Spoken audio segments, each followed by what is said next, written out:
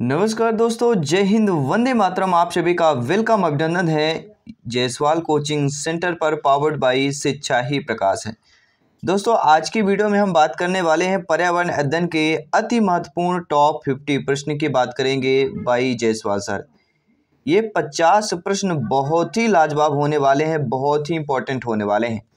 ये पूरा निचोड़ है ईवीएस पर्यावरण अध्ययन का 50 प्रश्न लाया गया है।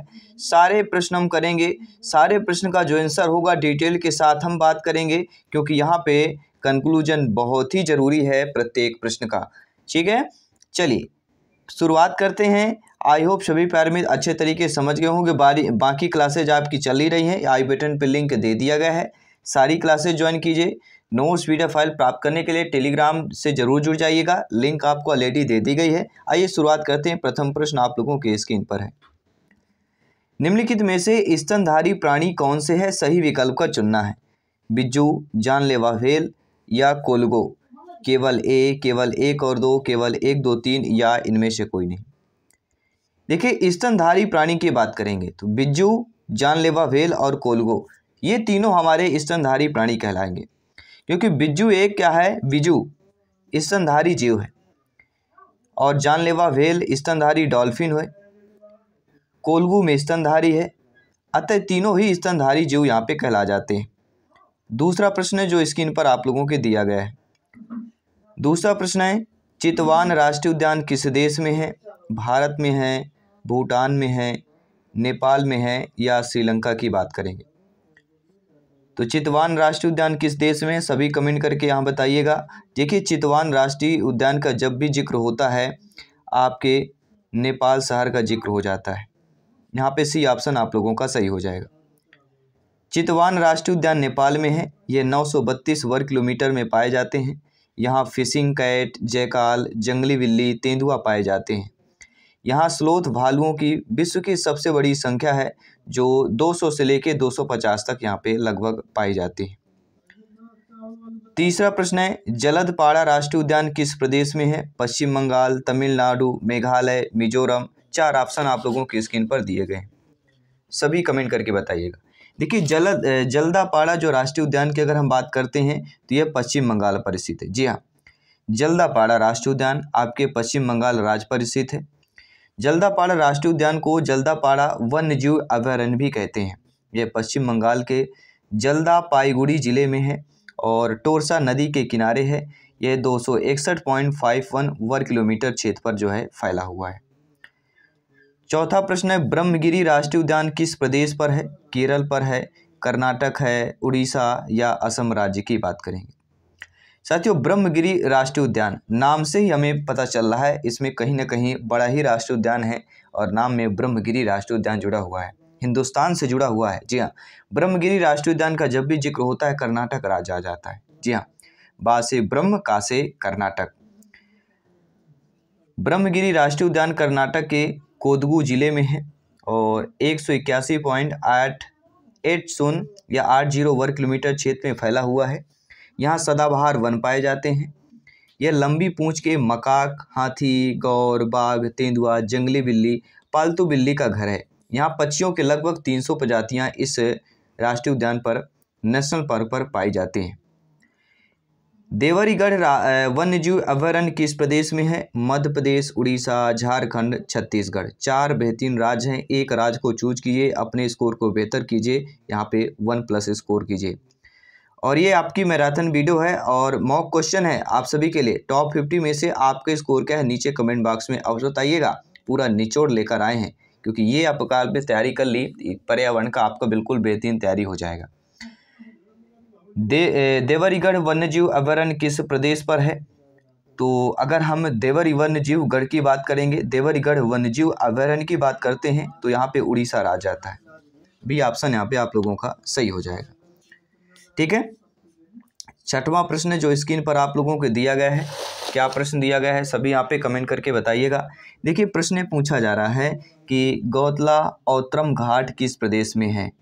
महाराष्ट्र हो गया, पश्चिम बंगाल हो गया, झारखंड हो गया या असम हो गया, सभी कमेंट करके बताइएगा। ठीक है, तो गौतला आपका औत्रम जो घाट है आपके किस प्रदेश पर है? 4 प्रदेशों के नाम आप लोगों की स्क्रीन पर दिए गए हैं ऑलरेडी। ठीक है, आपका महाराष्ट्र दिया गया है, पश्चिम बंगाल दिया गया है, झारखंड दिया गया है, असम दिया गया है। ठीक है, तो गौतला औतरम घाट जो है आपके महाराष्ट्र पर है, पहला ऑप्शन सही कर लेना। ठीक है, अगला प्रश्न दिया गया है साथियों, कतरनिया घाट वन्यजीव अभयारण्य किस प्रदेश पर है?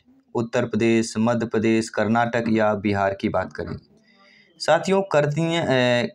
कतरनिया घाट वन्यजीव अभयारण्य की बात करें तो यह आपके उत्तर प्रदेश पर है, पहला ऑप्शन यहाँ पे सही कर लेना है। जी हाँ, यहाँ पर जो है घड़ियाल, गेंडा, गंगा की डॉल्फिन बहुतायत में पाए जाते हैं। यहाँ घड़ियालों का प्रमुख क्षेत्र है आपका कतरनिया घाट वन्यजीव अभयारण्य की बात करें। अगला है मेलकोट मंदिर वन्यजीव अभयारण्य किस प्रदेश पर है?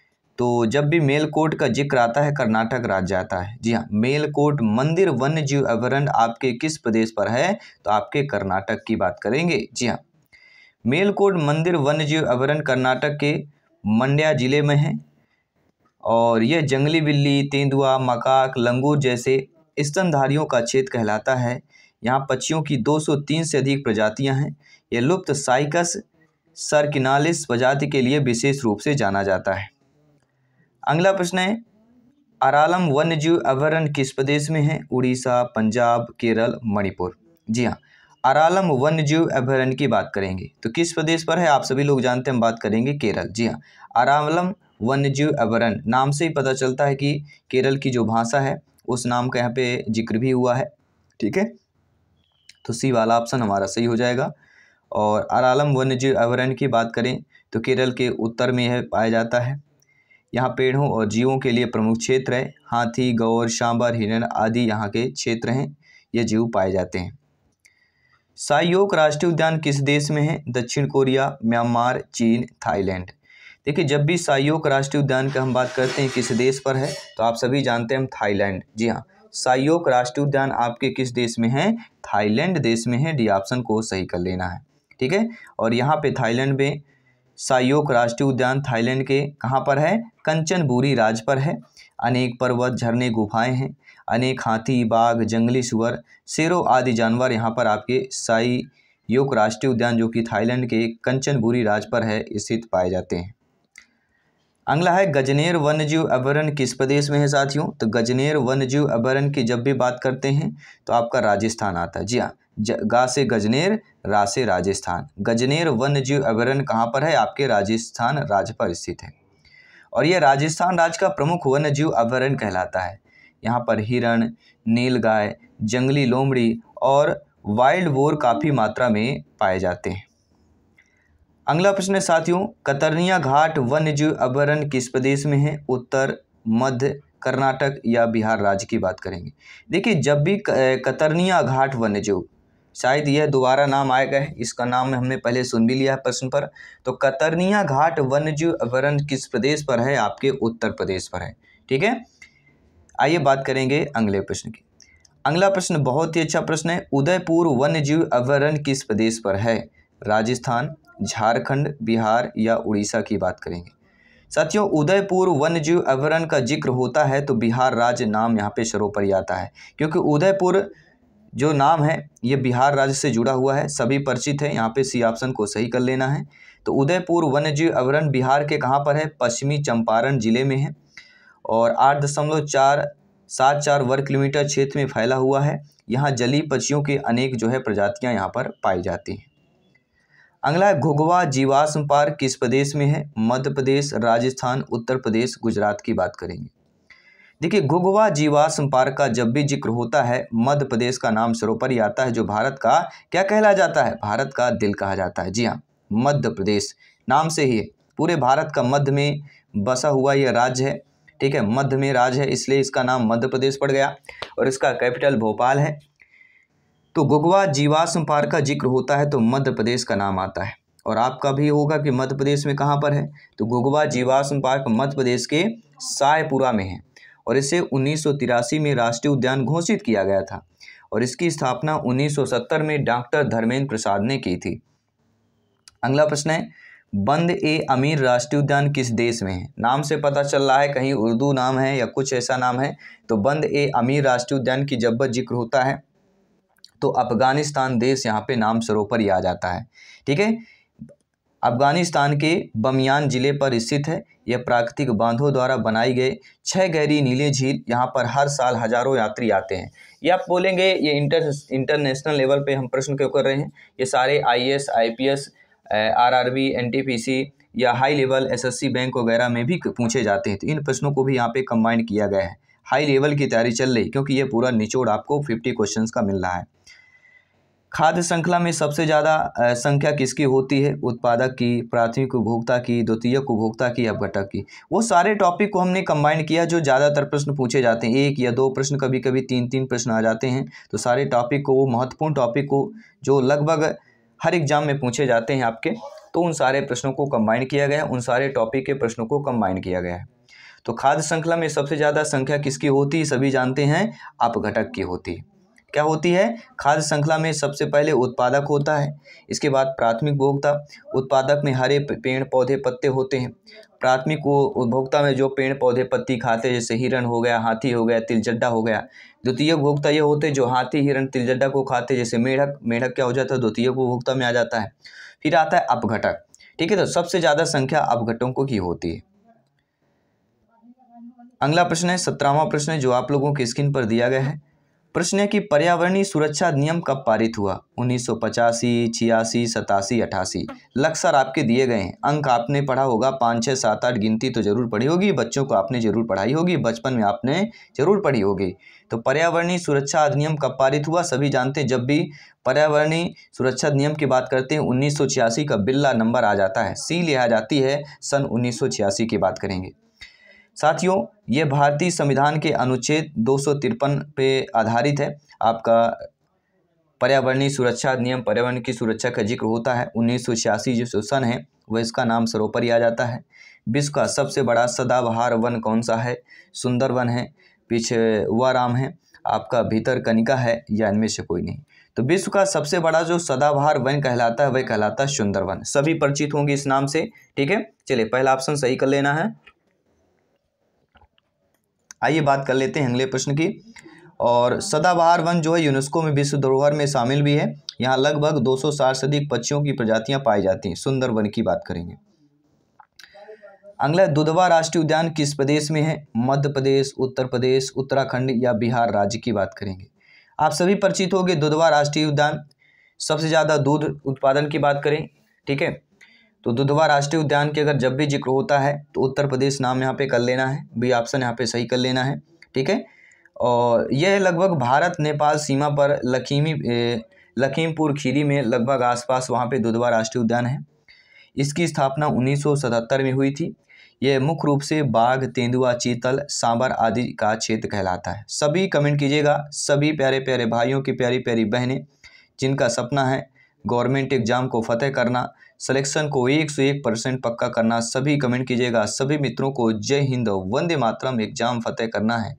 आपका एक एक कमेंट सर्वोपरि है। श्रवान है जयसवाल सर, अभिनंदन, स्वागत करते हैं। जी हाँ साथियों, भारत का पहला राष्ट्रीय उद्यान, जी हाँ सभी जानते हैं भारत का पहला पूछा जाता है या वर्तमान पूछा जाता है, कभी कभी दूसरा तीसरा भी पूछ लिया जाता है। ठीक है, तो भारत का पहला राष्ट्रीय उद्यान का जब भी जिक्र होता है तो gym Corbett national park, Corbett की बात करते हैं। ठीक है, तो भारत का पहला राष्ट्रीय उद्यान कॉर्बेट नेशनल पार्क है, जो सभी आप लोग परिचित हैं।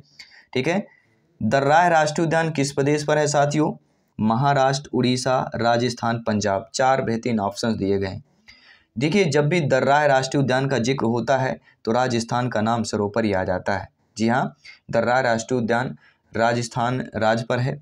यहाँ पर हिरण, नीलगाय, भेड़िया आदि बहुतायत में पाए जाते हैं। यहाँ दर्राह वन्यजीव अभयारण्य, चंबल वन्यजीव अभयारण्य, जवाहर सागर वन्यजीव अभयारण्य जैसे कर वन्यजीव अभयारण्य, चंद्रभागा नदी इसके पास बहती है। यहाँ अनेक प्राचीन मंदिर भी पाए जाते हैं। आइए बात करेंगे अगले प्रश्न की। मानस राष्ट्रीय उद्यान किस प्रदेश में है? असम की बात करेंगे, बिहार की बात करेंगे, उत्तराखंड की बात करेंगे, मध्य प्रदेश की बात करेंगे। साथियों, जब भी मानस का जिक्र होता है, माँ से मानस आता है और आ से असम आता है। मानस में 3 शब्द दिए गए हैं, नोट कर लीजिएगा। मानस में 3 शब्द दिए गए हैं और आपके असम में भी 3 शब्द दिए गए हैं। और आप जानते हैं मानस में सा है और असम में भी सा है, मानस में माँ है, असम में भी माँ है। तो 2 शब्दों का मेल हो रहा है, 2 वर्णों का मेल हो रहा है। ठीक है, तो मानस राष्ट्रीय उद्यान आपके असम राज्य पर स्थित है, ये नोट कर लेना है।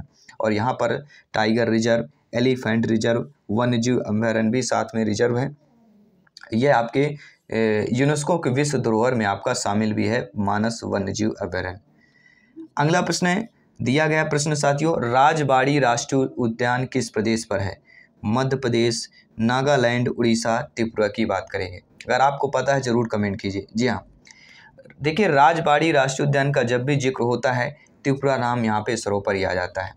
क्यों आ जाता है? क्योंकि आप जानते हैं कि ये तृष्णा वन्यजीव अभयारण्य में है, इसलिए त्रिपुरा नाम आ जाता है। राजबाड़ी राष्ट्रीय उद्यान, तृष्णा, वन्यजीव, ये एक दूसरे से मिले जुले हुए हैं, एक दूसरे से, ठीक है, कंबाइन है, नोट कर लीजिएगा।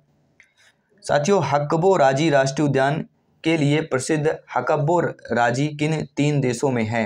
हकबो राजी, भारत, नेपाल, चीन, भारत, भूटान, चीन, भारत, बांग्लादेश, म्यांमार, भारत, चीन, म्यांमार। यानी भारत का तो जिक्र है, भारत के साथ साथ आपके चीन और म्यांमार का भी जिक्र हो जाता है। हकबो राज्य उद्यान, जी हाँ, भारत, चीन, म्यांमार, ये 3 नाम मत भूलिएगा।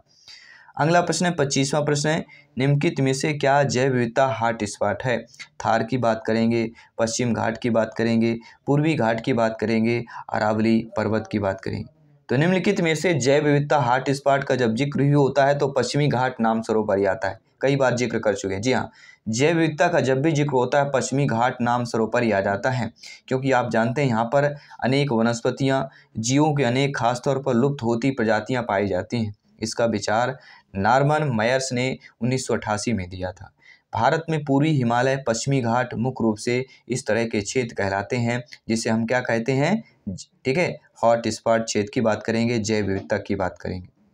अगला प्रश्न, लगभग 25 प्रश्न कंप्लीट कर चुके हैं, 25 प्रश्न और करेंगे। ये टॉप 50 क्वेश्चनों की मैराथन वीडियो, कंप्लीट वीडियो आपकी कंप्लीट करेंगे।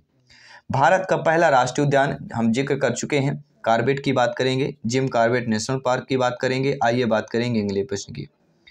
साथियों, सायगढ़ भूदृश्य किस जानवर के दोबारा प्राप्त करने के लिए बनाया गया? तेंदुआ, चीता, बाघ या शेर, लायन? जी हाँ, देखिए सायगढ़ भूदृश्य किस जानवर के दोबारा प्राप्त करने के लिए बनाया गया है? तो आप सभी परिचित होंगे, वह जानवर आपका चीता है। जी हाँ, किसकी बात करेंगे? चीता की बात करेंगे। चीता के फुर्तीला जो होता है, और सभी लोग जानते हैं सायगढ़ का नाम भी जब भी आता है, भूदृश्य भारत चीते के पुनर्प्राप्त के लिए बनाया गया है। और ये किस राज्य में? राजस्थान राज्य में बनाया गया। और आप जानते हैं कि भारत में आज़ादी से पहले चीता गायब हो चुका था। आइए बात करेंगे अगले प्रश्न की। साथियों, एशियाई शेर भारत के किस राज्य में पाए जाते हैं? गुजरात राज्य में, महाराष्ट्र राज्य में, मध्य प्रदेश में या तमिलनाडु में पाए जाते हैं? जी हाँ, एशियाई शेर की जब जिक्र होता है, भारत के राज्य की जिक्र होता है, एशियाई शेर का नाम गुजरात धाड़ो। जी हाँ, गुजरात का जिक्र एशियाई शेर में नाम सर्वोपरि आता है। और एशियाई शेर गुजरात के किस जंगल में पाया जाता है? तो गिर जंगल में पाया जाता है, गिर के जंगलों में पाया जाता है। और गा से गिर अभयारण्य, गिर राष्ट्रीय उद्यान भी पूछा जाता है, तो गुजरात पे है, ये भी आपको ध्यान देना है। चलिए अब बात कर लेंगे अगले प्रश्न की। अगला प्रश्न यहाँ पे दिया गया है कि मेदिनी पुरस्कार कौन सा मंत्रालय देता है? जी हाँ, सभी लोग बताइएगा। एशियाई शेर की जिक्र हो गया, गुजरात की बात करेंगे, गिर के अभयारण्य की बात करेंगे। देखिए मेदिनी पुरस्कार की बात करेंगे, कौन सा मंत्रालय देता है मेदिनी पुरस्कार? पर्यावरण और वन मंत्रालय, कानून मंत्रालय, वित्त मंत्रालय या इनमें से कोई नहीं? सभी कमेंट करके बताइए। मेदिनी पुरस्कार जो है कौन सा मंत्रालय देता है? आपका कमेंट आ चुका है, आपका फीडबैक आ चुका है। हम बात करेंगे पर्यावरण एवं वन मंत्रालय की बात करें। जी हाँ साथियों, मेदिनी पुरस्कार पर्यावरण और वन मंत्रालय द्वारा जो है दिया जाता है। 30वां प्रश्न दिया गया कि निम्नलिखित में से कौन सी सिंथेटिक ईंधन का मुख्य स्रोत कहलाता है? बायोमास हो गया, प्लास्टिक हो गया, कोयला हो गया, तेल हो गया।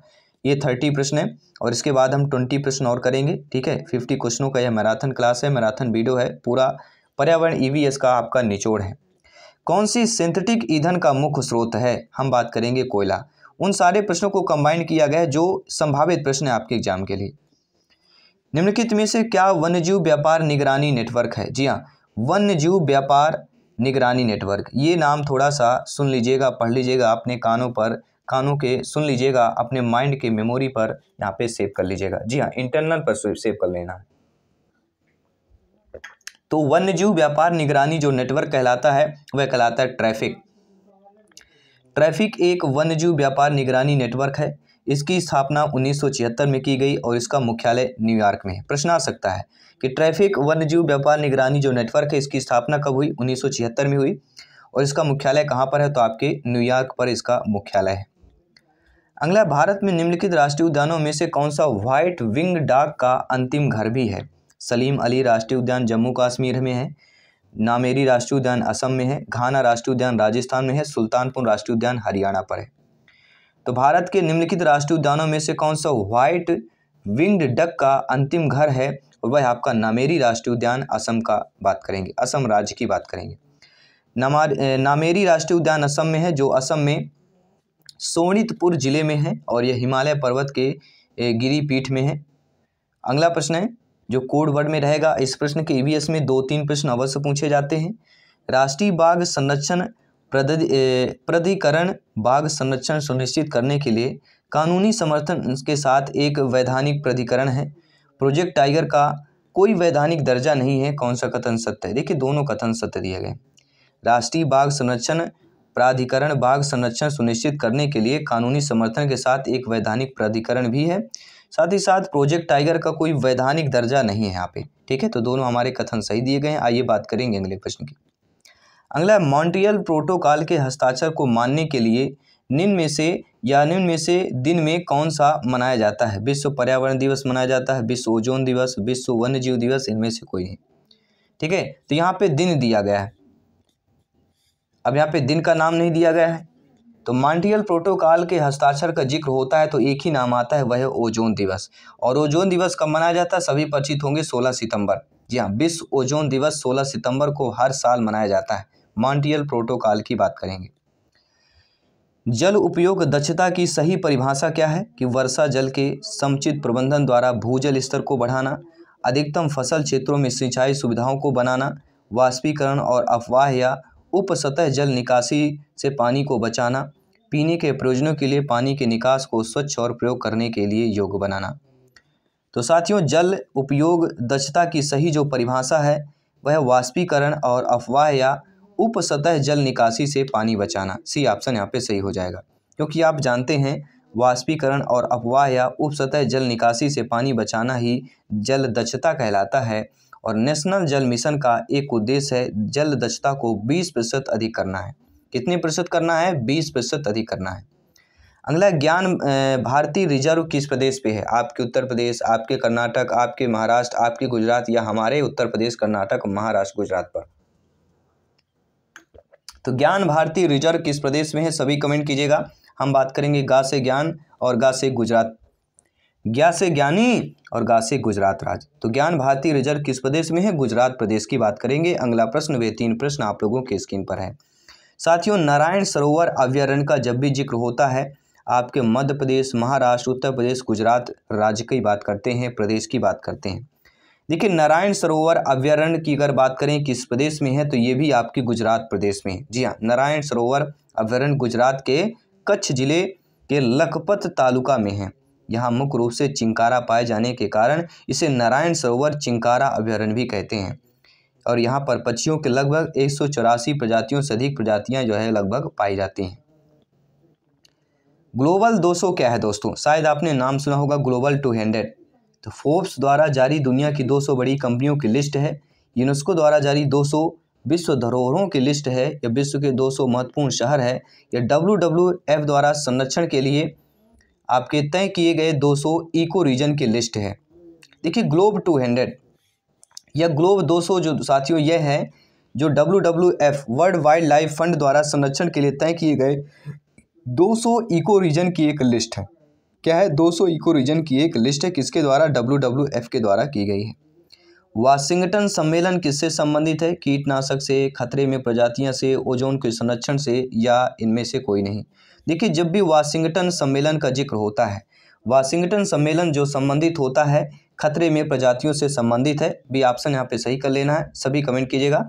और वाशिंगटन सम्मेलन खतरे में स्थित एक प्रजातियों के साथ साथ इसे पुराने जो है आपके सिटेस के नाम से भी जाना जाता था। सिटीज कह सकते हैं, CITES के नाम से यह जाना जाता था पहले।